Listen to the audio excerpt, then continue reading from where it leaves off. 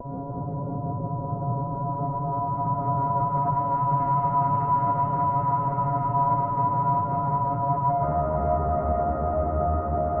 guys, it's Smalls, and as promised, I am back with another video. This is part 2 of apartment 13. So if you haven't watched the first video, I do encourage you to check that out, and I'll go ahead and link that below. I think it's kind of important so you can see just what I had been dealing with in the events that are leading up to these events. So I did go ahead and make it a point to include a diagram of the apartment this time, and I have it labeled in terms of my bedroom and my parents' bedroom, and you can kind of see the space of the apartment. It is kind of important to see that so you can see where everything is, you know, relative to the other places, and you'll see that it was not a very big apartment, but it was a nice apartment, so no complaints. But nonetheless, I do kind of want to get into the story, but first let me show you that diagram.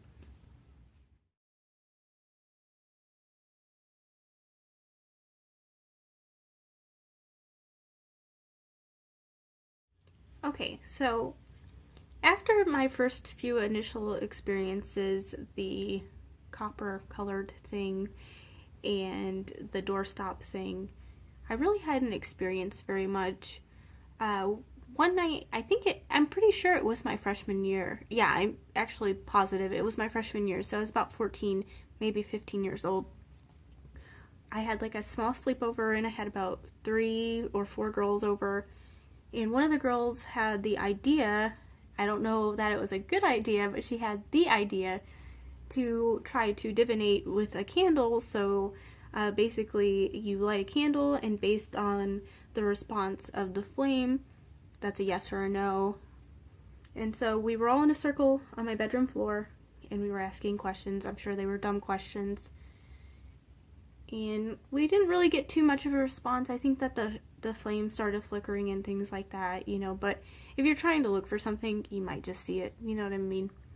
But anyway, so we had probably been doing this for about 20 or 30 minutes, and all of a sudden I feel like a tug on my shirt. I think it was a t-shirt. I'm pretty sure I was in a t-shirt. I feel like a tug on my t-shirt, and it was the right side of my shirt and everything. And I look down, and I promise you that my shirt was being pulled out just like this. It wasn't hard. And I asked the other girls if they were seeing it, and they said yes. So we stopped that game. We were all done, and we did not mess with that candle the rest of the night, and that pretty much freaked me out really bad. But I wasn't so scared because I had a room full of girls that night. Not a big deal. So moving on from that, at different times my brother and my sister came and stayed with us for a little while, and because we only had a 2-bedroom apartment, they would sleep on the couch during their stay there.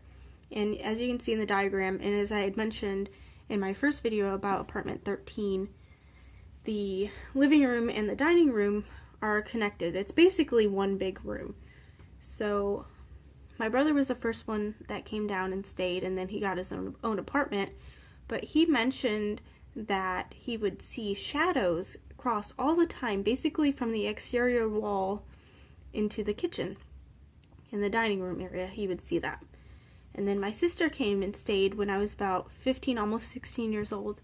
She came and stayed with us, and she would always mention that she would see these shadows in the living room.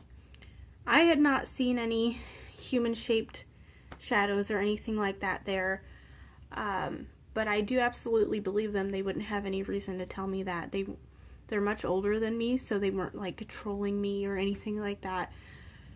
So that's a very important fact, I think, because you can kind of see the level of activity. You can see the level of activity in that apartment. It really just started to get really bad for me in terms of the nighttime and in terms of falling asleep.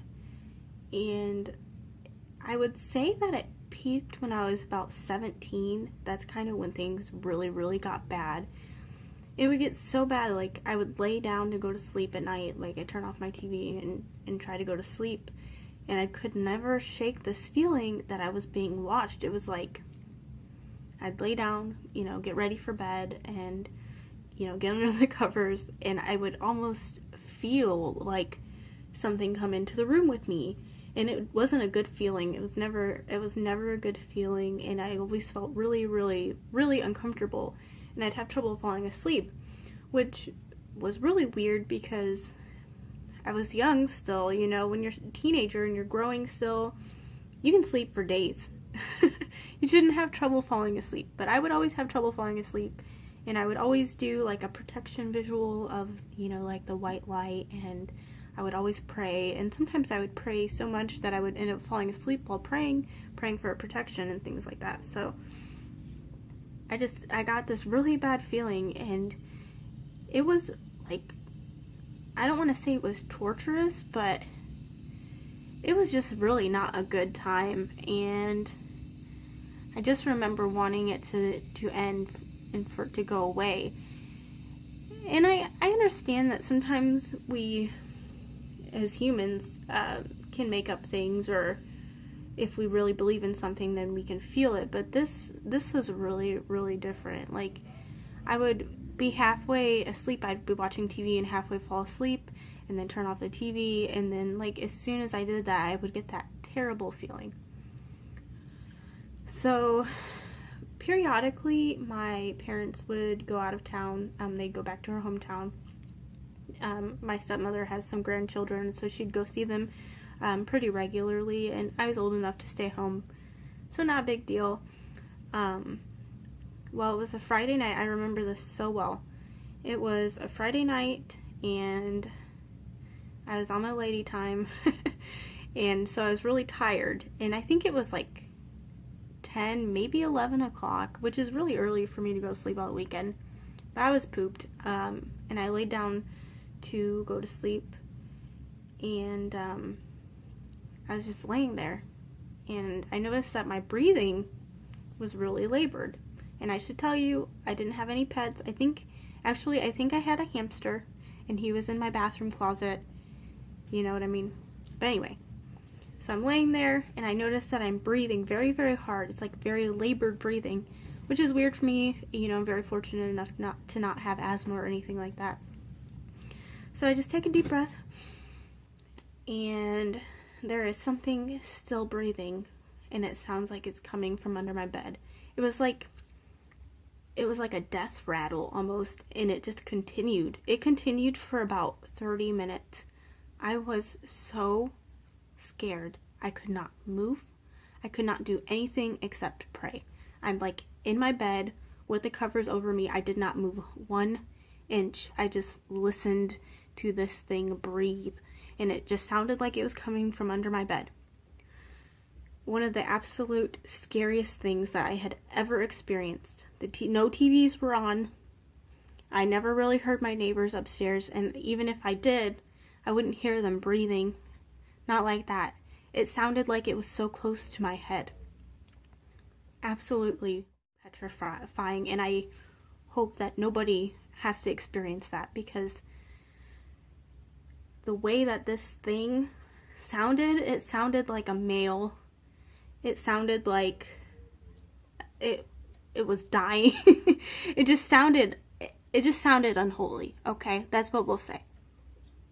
So I had another night by myself, so I invited my brother to come stay the night with me. I'm like, there is no way I am staying in this house by myself, or apartment by myself. Like, you have to come stay with me. Please come stay with me. And he didn't mind. We had cable and internet, food in the fridge. Like, yeah, he'd come stay with me.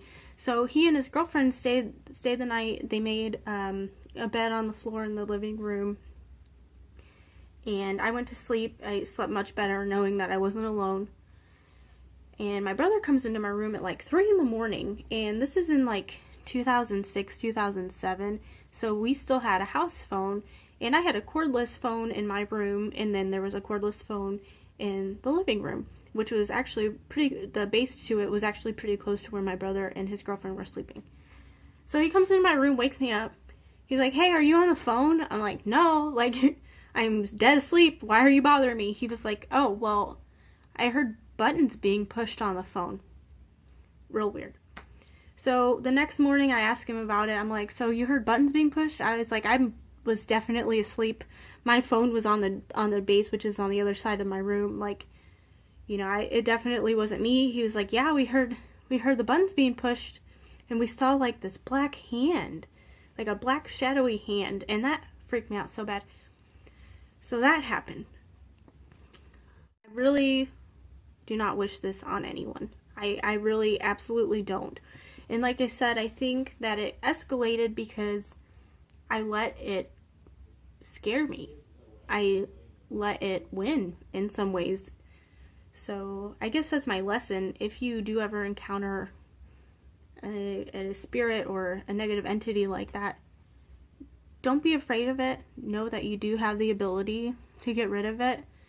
I did, and I will tell you how I did that in my next video when I talk about my demon sighting. So, have you ever experienced anything like that?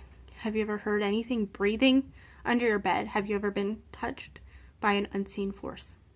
I know this sounds absolutely crazy, but I would not lie. I have no reason to lie. I think I could make up way cooler, more elaborate ghost stories if I wanted to. These are my actual stories, and I always promise to only tell you the truth. So, this is my story. This is what really happened. And as always, feel free to leave a comment if you have any questions. I'm happy to answer. And have a good day.